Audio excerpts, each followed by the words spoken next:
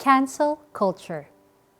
Most probably, you have come across the phrase cancel culture.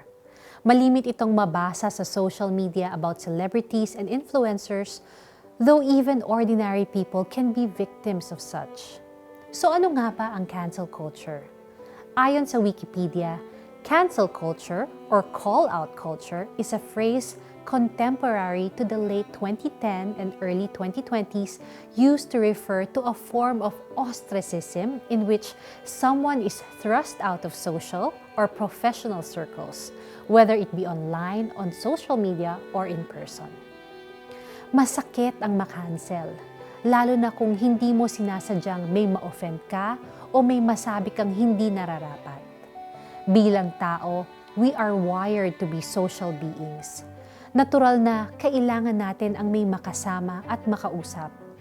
Need natin ang sense of belongingness and acceptance. We all have a sense of fear of missing out or FOMO. We dread being canceled and forgotten by society. Mabuti na lang na sa kabila ng ating mga pagkukulang, God never forgets us. No matter how offensive and insensitive we become sa mga sinasabi at ginagawa natin, hindi tayo kinakancel ni God. And He will never, ever. Sa katunayan, siya pa nga ang nagbibigay sa atin ng forgiveness at pagkakataong makabangon mula sa anumang maling kinadapaan natin. Perhaps there are times when you feel as if God has forgotten you. Perhaps He has not been answering your prayers, o di kaya parang napakalayo niya sa iyo. Mas masakit dito kung sa tingin mo ay tapat ka namang naglilingkod sa Diyos, pero nangyayari ito sa iyo. Take heart. Even if we feel this way, He never forgets.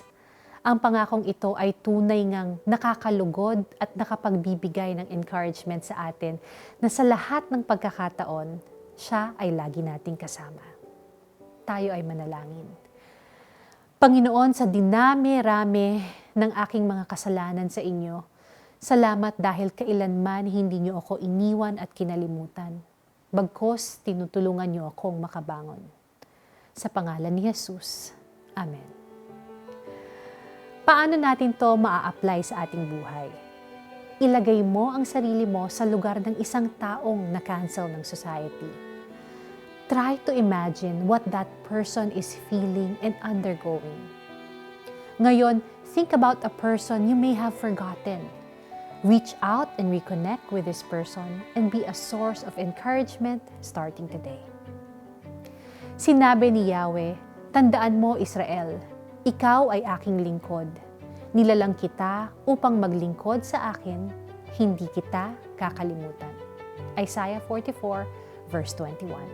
Ito po si Lara Kigaman Alcaraz at pagpalain tayo ngayon ng Diyos.